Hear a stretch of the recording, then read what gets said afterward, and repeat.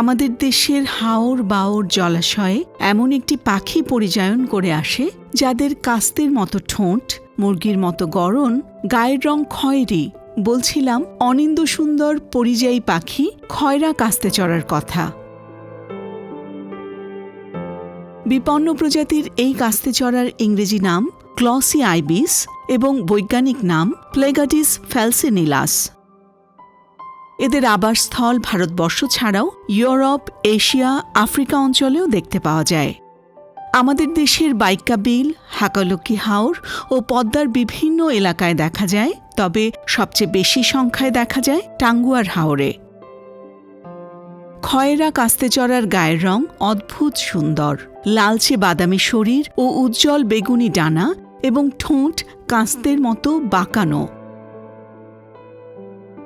দেশে মোট ৩ ধরনের কাস্তে চড়া দেখা যায়।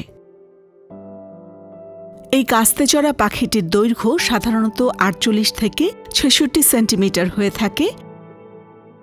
ডানার দৈর্ঘ্য প্রায় ৮০ থেকে ১০৫ সেন্টিমিটার পর্যন্ত লম্বা হয়। এরা হাওরের মাছ, কেঁচো, ছোট সাপ, পোকামাকড়, শামুক, কাঁকড়া খেয়ে জীবন ধারণ করে থাকে। জলাশয়ের কাদামাটির হাঁটু পানিতে হেঁটে হেঁটে কাদা থেকে পোকামাকড় ধরে খায়।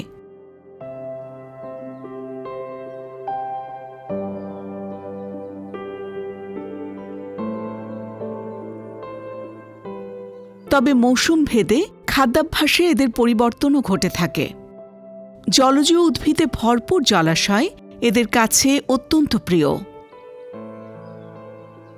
কখনো একাকী, কখনো বা ঝাঁক বেঁধে বিচরণ করে থাকে এই খয়রা কাস্তে চড়া। এদের প্রজনন সময় গ্রীষ্মকাল।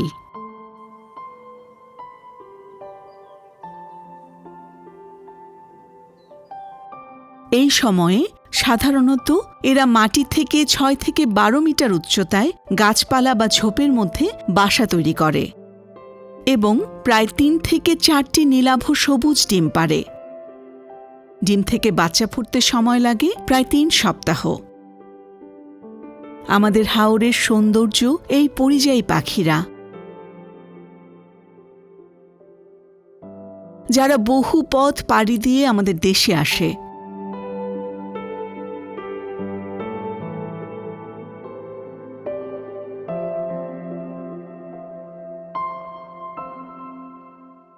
আমাদের উচিত এই পাখিদের সৌন্দর্য অটুট রাখা এবং পাখিরা যাতে নির্ভয়ে আমাদের দেশে পরিযায়ন করতে পারে সেই পরিবেশ সৃষ্টি করা।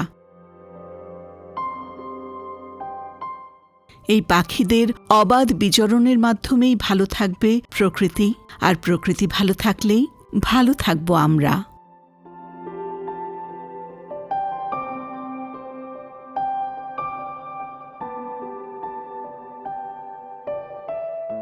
প্রিয় দর্শক, আমাদের ভিডিওটি যদি আপনাদের ভালো লেগে থাকে তাহলে আমাদের চ্যানেলটি সাবস্ক্রাইব করুন এবং লাইক, কমেন্ট, শেয়ার করে প্রকৃতি কথার সাথেই থাকুন।